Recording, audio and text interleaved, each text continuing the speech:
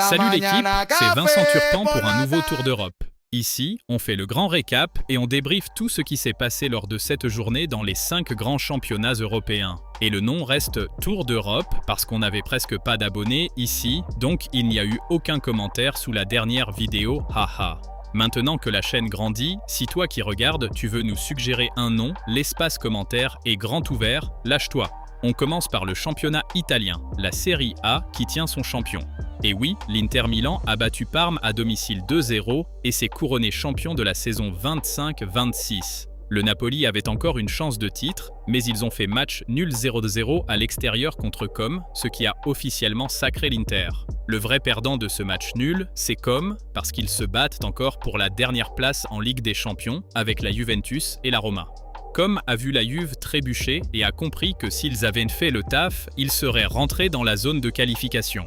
La Roma, qui gardait un œil sur Com et la Juve, joue demain. Ils ont leur destin entre leurs mains. Si la Roma gagne, ils montent à la 5e place et rendent cette lutte encore plus féroce. Le Milan a perdu 2-0 à l'extérieur contre Sassuolo en étant en infériorité numérique. Va falloir ouvrir les yeux, car les rossoneri n'ont que 2 points d'avance sur la Juve. Donc, si Milan continue de trébucher, ils peuvent se mettre dans la galère et rater la LDC. Maintenant, ils se battent surtout pour le classement, car une meilleure position offre un meilleur tirage en Champions et rapporte plus d'argent cette saison. On passe maintenant au championnat allemand.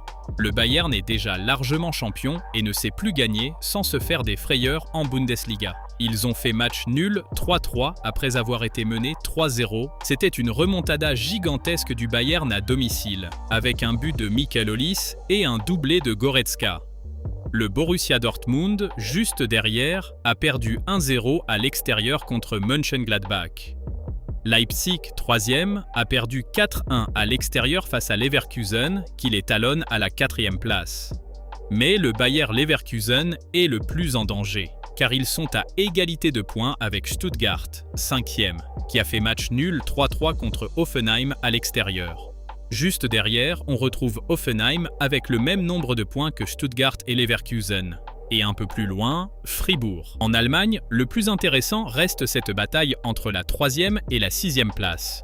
Une seule petite victoire d'écart entre chacun, donc ce jeu des chaises musicales va faire parler jusqu'à la fin de la saison. Il reste 2 journées, tout peut arriver.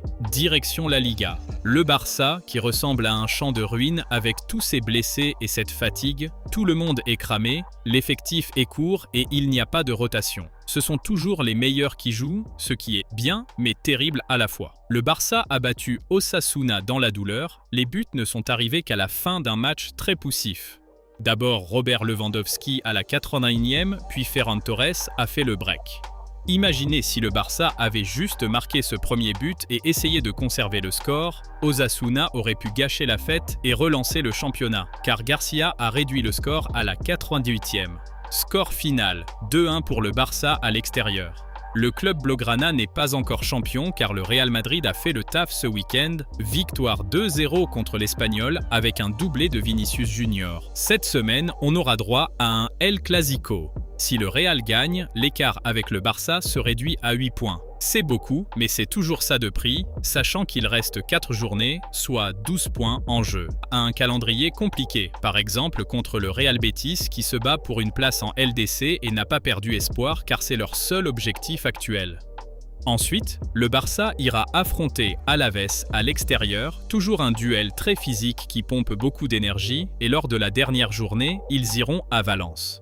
Valence est un peu dans le dur, donc si Barcelone doit trébucher, ce sera face à Madrid et au Betis, ce qui relancerait totalement le championnat. À part ça, Villarreal, 3e, a explosé Levante 5-1.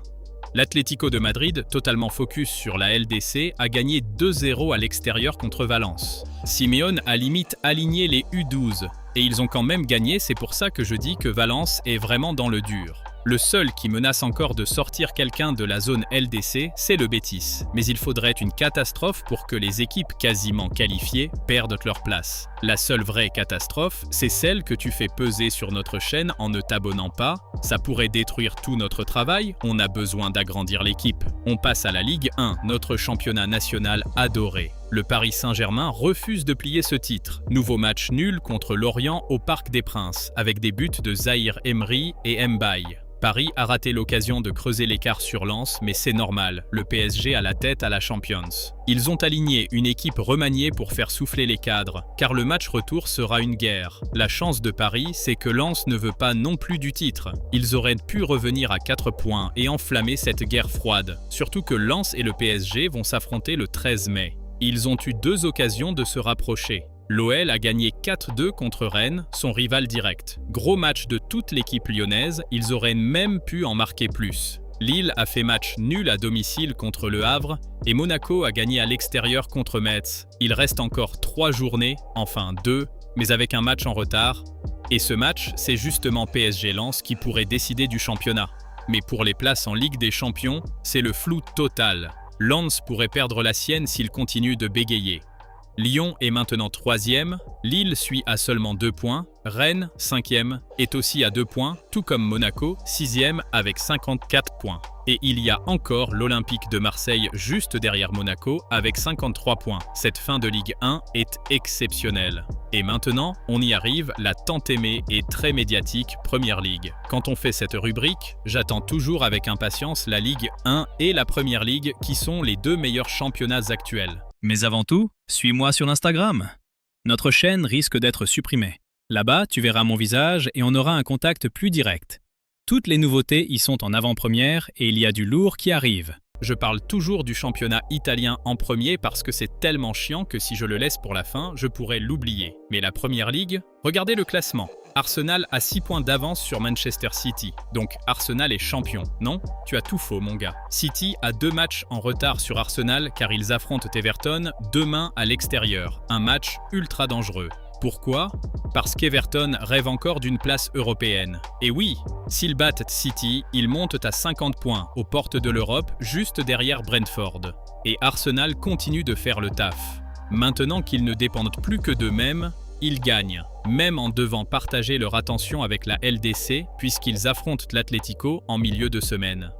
Arsenal a battu Fulham 3-0 avec un but de Bukayo Saka et un doublé de Victor Gyökeres. Manchester United a battu Liverpool 3-2 sur un coup de chance parce que le dernier but de United vient d'un énorme cafouillage. Bref, Liverpool aurait très bien pu gagner ce match. D'ailleurs, j'ai créé une chaîne dédiée 100% à Liverpool, lien en commentaire. Mais là, on arrive au point critique. Regardez, Tottenham, qui était dans la zone rouge, a joué Aston Villa 5e à l'extérieur. Le 5e qui voulait consolider sa place, car Brentford et Bournemouth ont encore une chance de la leur voler. Et mes amis de Tottenham, qui étaient au bord du gouffre, prêts à descendre, ont battu Aston Villa chez eux, avec des buts de Gallagher et Richarlison. C'était impressionnant, c'est le genre de truc qui m'a empêché de dormir. Les Spurs veulent vraiment sauver leur peau. Mais attention, ils ne sont qu'à un petit point de West Ham. West Ham reçoit Arsenal la semaine prochaine. Arsenal va tout donner pour gagner, ils refusent de perdre cette Premier League. De son côté, Tottenham affronte Leeds, 14e, un match abordable. Mais on sait qu'ils adorent en perdre. Tottenham joue à domicile, on attend les prochains épisodes de cette série. Et le match qu'on attend tous est juste là, le 13 mai. Manchester City, Crystal Palace, comptant pour la 31e journée où City va enfin rattraper son retard. Il ne suffit pas de gagner, City a besoin d'une bonne différence de but car c'est le premier critère de départage en Premier League et City en a 4 de moins qu'Arsenal qui est passé devant grâce à ce 3-0. Cette Première Ligue est en feu, je ne rate pas un seul match. City joue Everton aujourd'hui à l'extérieur, match très dur, puis reçoit Brentford, qui joue l'Europe. Ensuite, Crystal Palace à domicile, plus abordable. Après, ils vont à Bournemouth, qui est sur une dynamique de fou, invaincu depuis 5 matchs et qui joue l'Europe. Et lors de la dernière journée, ils affrontent Aston Villa, qui pourrait encore se battre pour le top 4. Un calendrier infernal, sans oublier la finale de la FA Cup contre Chelsea. Les supporters vont devoir s'accrocher. Arsenal ne joue que le 10 contre West Ham à l'extérieur, un match complètement abordable car leurs adversaires n'ont plus rien à jouer. Mais Arsenal a déjà fait nul contre les Wolves, donc on ne sait jamais. Ensuite, ils reçoivent Burnley le 18, un match facile et pour la dernière journée, déplacement à Crystal Palace. Entre-temps, il y a la demi-finale de LDC et peut-être une finale. Honnêtement, je ne doute pas de Guardiola, mais c'est à couper le souffle. Ce championnat anglais est incroyable, vraiment incroyable.